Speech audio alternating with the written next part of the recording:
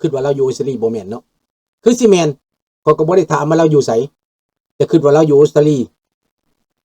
ผมมาจากหลายรัฐหลายเมืองก็บ่จื้อเนาะนายพลในต่ำนายพลคำคองนายพลหลายนายพลก็ฮู้น่ะมาฮู้ตอนหลังจากบ้านเมืองเสียแล้วเสียดายบ่ได้ฮู้ก่อนนั่นนี่แหละสวัสดีส้มผู้สวัสดีประยูนสวัสดีความฮู้มือสองดังนั้นพี่น้องนิทานพ่อนากับงูเห่าก็เว้าไปแล้วความผิดพลาดในอดีตต้องเป็นบทเรียนให้คนรุ่นใหม่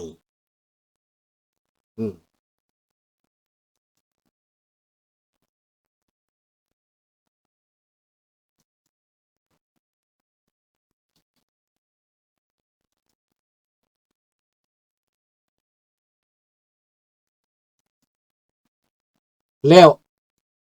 เขาจะได้บทเรียนอย่างไรนี่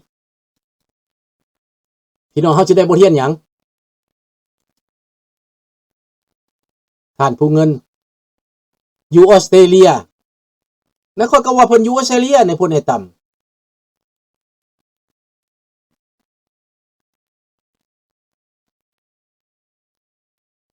โอ้นั่นแหละอยู่ฝรั่งแล้วเราไปอยู่แล้วเราไปอยู่นานกะสิแม่นกันว่าจังซั่นน่ะ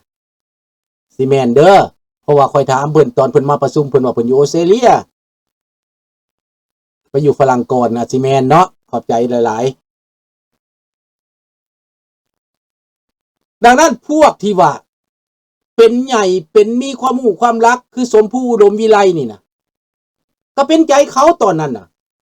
สนับสนุนพวกนั้นได้เป็นด็อกเตอร์มีความรู้แต่บ่ได้ออกมาต่อสู้โดยตรงได้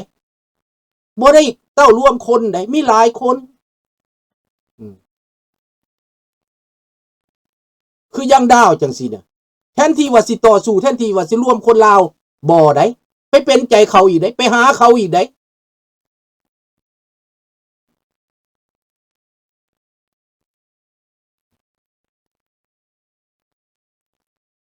นายพลผาสุกนี่เสียก่อนนายพลผาสุกนี่เป็นคนต่อสู้ที่แข็งแห้งได้ข้าพเจ้ามักนายพลผาสุกลาวถูกจับไปฆ่าเห็นบ่ตอนอยู่ในหูปหลับตอนสูงๆอย่างยืนอยู่หั่นน่ะเรายืนคัดแอวเบิ่งหั่นน่ะเราหลับเราเขาปลดสั้นแล้วปลดอำนาจแล้วเอาอีตาในพลสุดใจนี่ไปแทนน่ะเอาในพลสุดใจไปแทนก่อนเขาสิเฮ็ดปฏิวัตินี่ได้ในพลสุดใจไปเฮ็ดบ่หยังเฮ็ดบ่ได้คันในพลพาสุกอยู่หั่นบ่เป็นเขาฮู้สุวรรณภูมิจึงปลดในพลพาสุกออกแล้วเอาสุดใจไปแทนเอาคนของเพิ่นไปแทนสุดใจวงสวรรค์ไปอยู่หั่นเมียแก้วซ้ำอีกแม่เอ้ยมันก็เลยปล่อยให้ประท้วงอย่างใหญ่เลยแหละก็สนวนขึ้นอยู่ปากเซนั่นแหละคันพาสุกอยู่น่ะบ่เป็น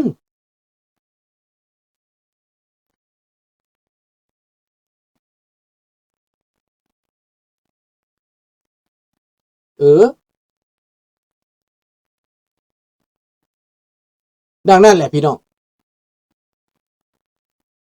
นายพลผาสุกเป็นนายพลที่ต่อสู้เด้ออันนี้ข้าพเจ้าลูกน้องของเราก็เลยในเนืองลูกน้องสั้นจำของนายพลผาสุกนี่นะก็ในเนืองอยู่เท็กซัสนี่นะข้าพเจ้าบ่เคยพ่อเราดอกแต่ฮู้จักประวัติการของข้าเจ้า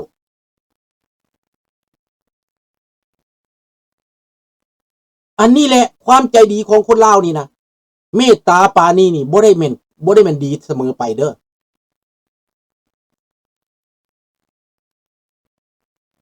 บ่ได้แม่นว่าน้องจันทวีบ่ได้แม่นว่าความเมตตาปานีนี่มันจะดีเสมอไปบ่แม่นเด้อความเห็นใจเขานี่นะเป็นโอกาสเฮ็ดให้เขานั้นก่อตัวขึ้นมาและทำลายประเทศคู่มือนี่เขาทำลายประเทศแล้วเขาเฮ็ดบ่รับผิดชอบบักประธานประเทศโทษผู้นั้นโทษผู้นี้ก็ต้องซอยให้ประชาชนขึ้นมามีปากมีเสียงมันว่ามึงปิดปากมา50 ปีแล้วมึงหาก็มาว่าให้ประชาชนมีปากมีเสียงมันสิมีได้จังไดลูกน้องมึงปิดปากไว้อยู่บักทองล้น มึงตายซะบักผีหาบักผีเวรมึงเอ้ยข้าพเจ้าฟังความเว้ามันแล้วเนี่ยโอ้ยพออยากอยู่ใกล้ๆอยากเว้าขอโทษนำลูกหลานเนาะอยากตีนอัดปากมันโลดนะมันอยู่ทางเว้ามันอยากเว้าได้มันก็เว้ามันว่าให้ประชาชนมากวดสอบมันว่ามันบ่มีปัญญาบ่มึงมีอำนาจนี่แหละนายพลผู้มีนอสวรรค์นั่น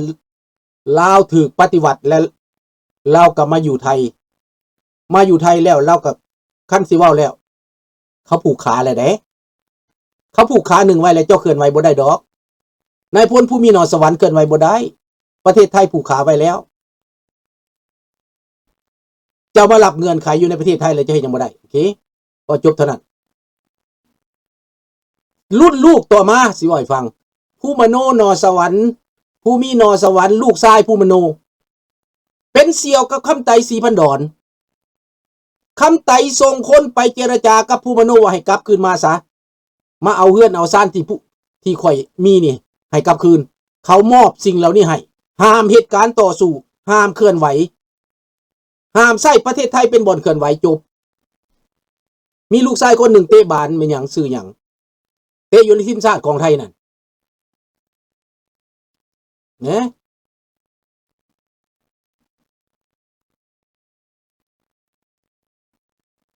ดังนั้นแหละพี่น้องเจ้าสบายดีอยู่เสี่ยวทบทวนขึ้นเมืองเด้อลูกหลานเด้อเป็นบทเรียนของพวกเจ้าที่เกิดได้ใหญ่มาจะต้องฮู้ว่ามันเกิดยังขึ้นมันเข็นฆ่าคนในชาติแล้วมันทำลายทุกอย่างแล้วมันขายทุกอย่างแล้วลูกหลานตกอ่อนแอเป็นทาสยาเสพติดตกทุกข์ได้ยากการศึกษาถูกทำลายเบิดแล้ว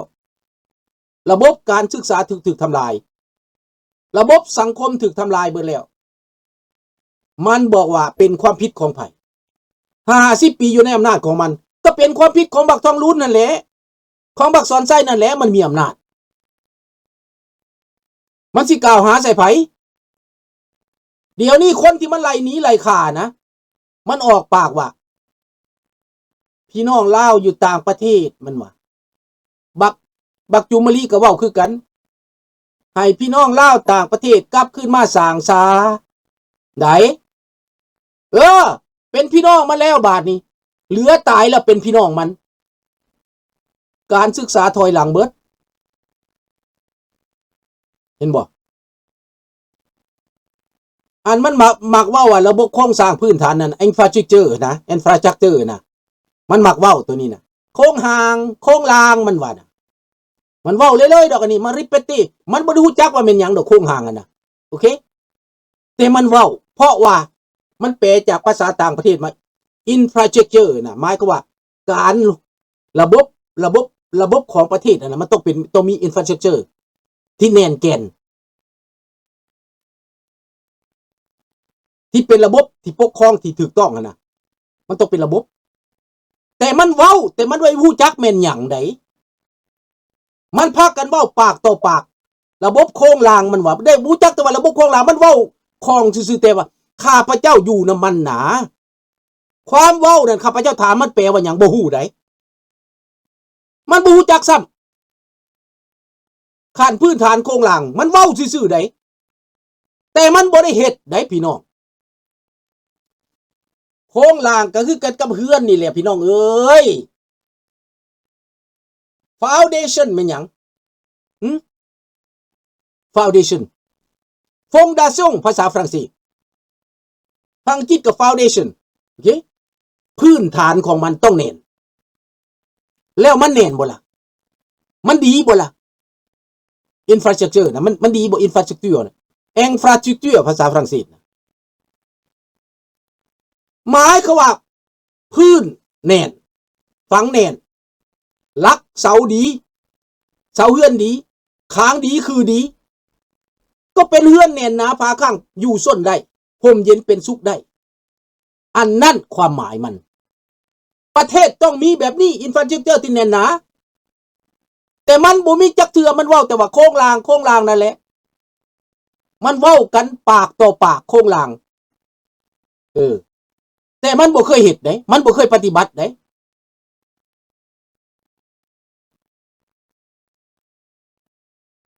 นี่แหละพี่น้องมื้อนี้ข้าพเจ้าเน้นหนักอยากให้พี่น้องลูกหลานได้เข้าใจความเว้าของมันศึกษาความเว้าของมันข้าพเจ้าอยู่นำมัน5 ปีนะมันเว้าว่าโครงลางตั้งแต่มิตรมันบ่มีความเข้าใจเลยนะพี่น้องในหัวสมองของมันน่ะขนาดว่าดำรัฐมนตรีนี่นะมาที่1รัฐมนตรีเฮ็ดคำสั่งออกมานะก็แม่นพวกนักเรียนของเฮาสมัยก่อนเขียนซอยมันเฮ็ดซอยมันเว้าซอยมันแล้วส่งไปให้กรมกองต่างๆมันเรียนกัน2 อาทิตย์คำสั่งอันเดียวหั่นน่ะพี่น้องคิดเบิ่งดูคำสั่งอันเดียวต้องเรียน2 อาทิตย์พี่น้องเรียนจังไดเอามาเปิดอ่านกับอ่านบ่ได้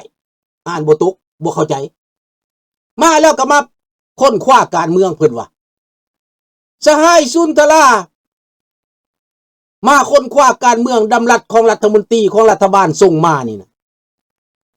ลุงก็ไปอ่านเบิ่งคำสั่งรัฐมนตรีให้ปฏิบัติความสามัคคีบ่จำแนกแพกพัน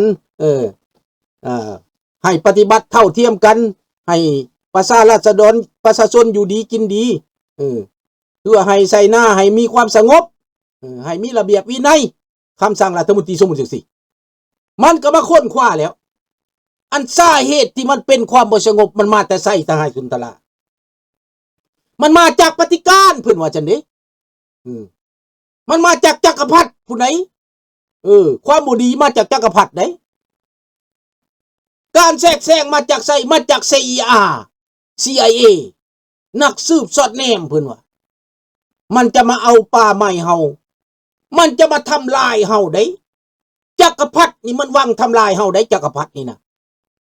จักรพรรดิอเมริกานี่นะจักรพรรดิโตทั้งหลายจักรพรรดิฝรั่งเศสนี่นะลัทธิล่าหัวมึงขึ้นนี่เพิ่นเว้าได้มันเป็นขนาดนั้นได้พี่น้องเอ้ยทุกสิ่งทุกอย่าง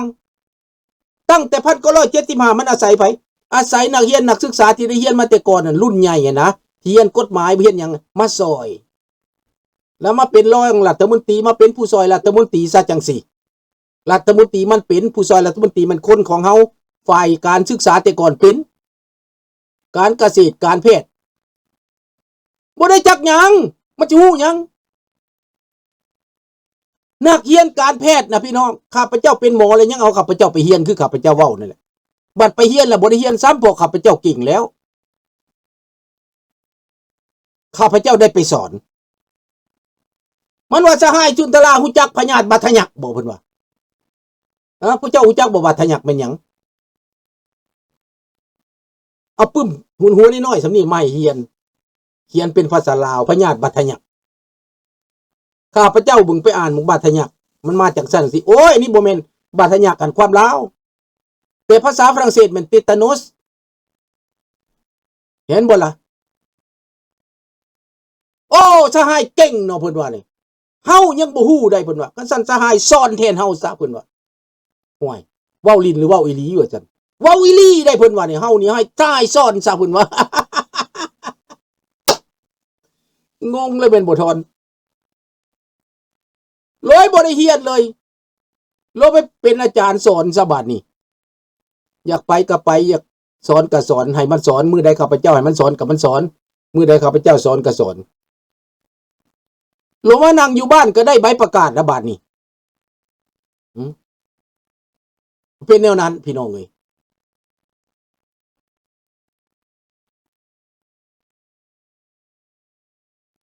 มันสิมาแต่ไสก็ยาแต่มันเว้าน่ะมันอาจจะแม่นภาษาไทยก็ได้พญาติบัทยักบัดแล้วลุงก็ได้มาเป็นเอ็กซ์เพิร์ทฝ่ายบัทยักได้ปัวบัทยักได้2 คนนั่นแหละแต่เรามันสิยาวพี่น้องนี่เฮาเล่าหลายเทื่อแล้วติตานุสเป็นภาษาฝรั่งเศสตำราปัวติตานุสนี่